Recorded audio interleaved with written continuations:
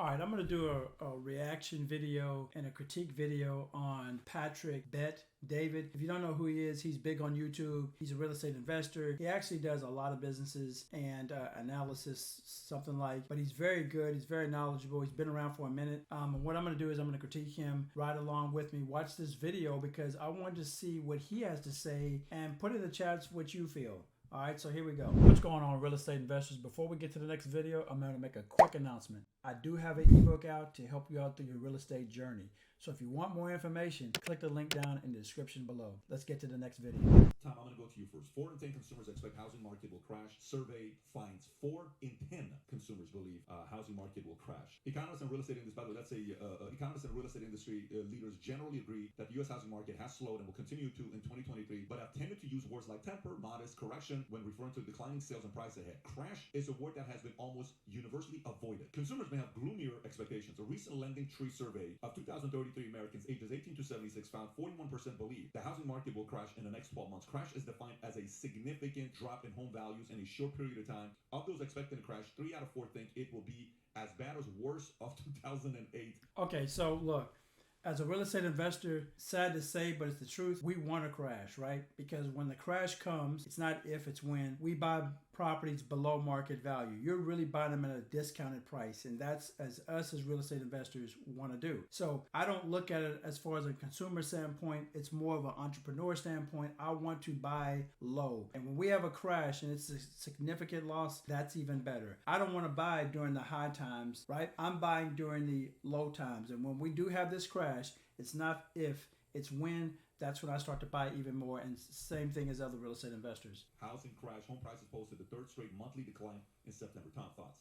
What's really interesting, I dug into this, and you say to yourself, well, why do people think this? Why do they think it? And so I back up and say, what are they thinking? And I looked in here, and right now, the days that listings are on is extending. I saw Redfin, I saw Zillow stats. So the number of days on the market are getting longer and longer and longer, and the number of showings is like way off. And it's because interest rates are high, people can't afford to buy houses. So if Vinny's... So really that's the perfect mix for, unfortunately, a disaster, because as long as it takes even longer to have these properties on the market and takes a while for it to sell, the buyer, or excuse me, the seller will get to a point to where they sometimes want, a lot of times they'll negotiate it, right? And they'll bring the price down so they can move the property and sell it. But those, I like properties with a high DOM. On a real estate standpoint, in terminology, when we say DOM, we're talking about days on the market. The longer that it is, actually the better, because again, the seller wants to sell the properties quick. Every time that it sits on the market and it sits each month, that's an expense that they don't want to have to be dealing with. And depending on the size of the property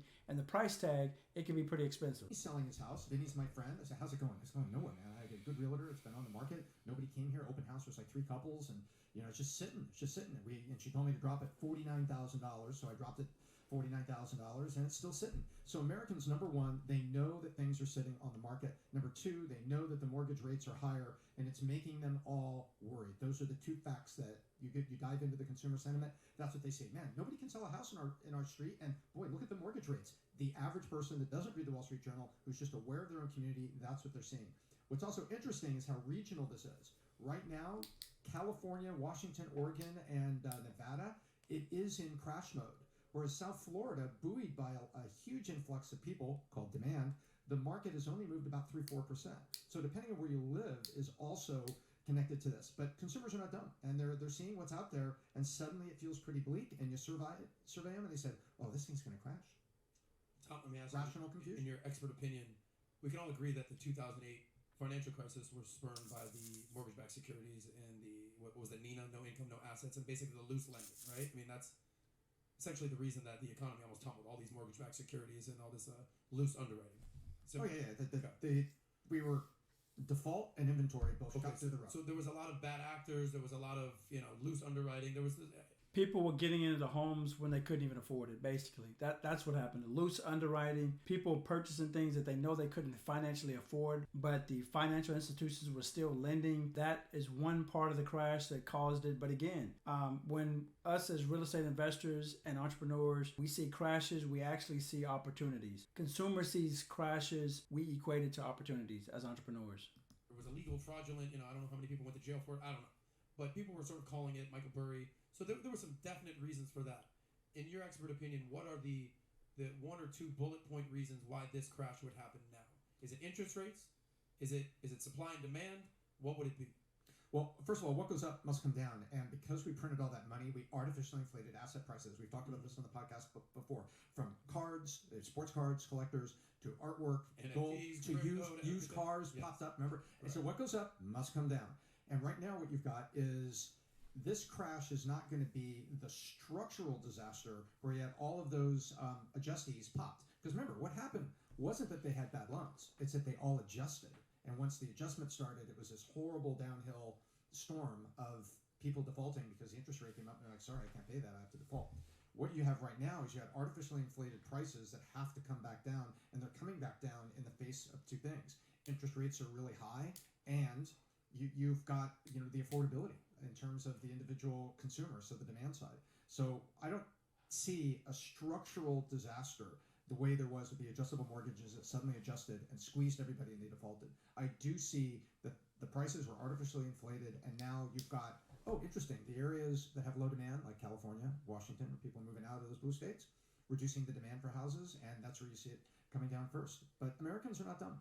They're out there right now, and they're feeling this, and for a lot of people, average means, this is sad. So when it comes to real estate investing, I always tell people, especially in the investing space, you buy low, you sell high. Right now, we're about to go through something, what goes up must come down, and it's going to come down. It's not if, it's when. And that's when you take opportunity to go out there and get these investment deals, because look, we're going through a cycle. It's a cycle. It happens like that. Economy goes up and at times it goes down. It's just either one. But look, when you can buy these properties low, that's the name of the game. All right. So hopefully this brought you some value. You liked it. You learned something, and you enjoyed it. All right.